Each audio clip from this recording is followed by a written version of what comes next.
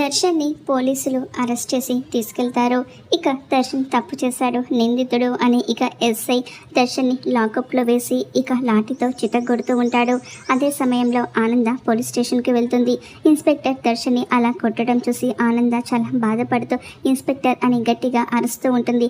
ఏంటి మీరు చేస్తున్నది, తప్పు చేస్తున్నారు అని ఆనంద అంటూ ఉంటే, మేము తప్పు చేయడం ఏంటి, తప్పు చేసింది మీ కొడుకు, అతన్ని వదిలేసి మా డ్యూటీ మేము చేస్తుంటే మమ్మల్ని తప్పు చేస్తున్నారంటారేంటి అని ఎస్ఐ అంటూ ఉంటే, అతను తప్పు చేశాడు అని నిరూపణ కాలేదు అని ఆనంద అంటూ ఉంటే, మీ కోడలు మాయమవ్వడానికి కారణం ఇతనే, నా దగ్గర నేను నిరూపిస్తాను అని ఎస్ఐ అంటూ ఉంటాడు.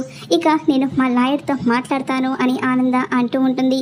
ఇక మరో పక్క అనన్య రౌడీలకు ఫోన్ చేసి దర్శన్ పోలీస్ స్టేషన్లో ఉన్నాడు, ఈ సమయంలో ఆ శరణ్య అస్సలు తప్పించుకోకూడదు, జాగ్రత్తగా చూడండి అని ఫోన్లో చెప్తూ ఉంటే రౌడీలు అలాగే మేడం అని చెప్తూ ఉంటారు. రౌడీలు ఫోన్ మాట్లాడి వెనక్కి తిరిగేసరికి శరణ్య తనకి ఉన్న కట్లన్నీ విప్పేసుకొని చేతిలో కర్ర పట్టుకొని ఇక ఆ రౌడీలను కొట్టడానికి సిద్ధంగా ఉంటుంది. రౌడీలు శరణ్యని చూసి షాక్ అయిపోతూ ఉంటే శరణ్య రౌడీలందరినీ కూడా చితగొట్టి వాళ్ళ దగ్గర ఉన్న ఫోన్ తీసుకుంటుంది. ఎలాగైనా సరే అత్తయ్య గారికి ఫోన్ చేయాలి అని ఆనందకు ఫోన్ చేస్తూ ఉంటే అదే సమయంలో ఫోన్ కలవదు. ఆనంద లాయర్తో మాట్లాడాలి అని ఆనంద లాయర్కి ఫోన్ చేస్తూ ఉంటుంది. ఇక ఆనంద ఫోన్ కలవకపోవడంతో శరణ్య ముందు ఇక్కడి నుంచి బయటికి వెళ్ళిపోవాలి అని డోర్ ఓపెన్ చేయడానికి ట్రై చేస్తూ ఉంటుంది. మరి శరణ్య తప్పించుకుంటుందా, ఏం జరుగుతుందో చూద్దాం.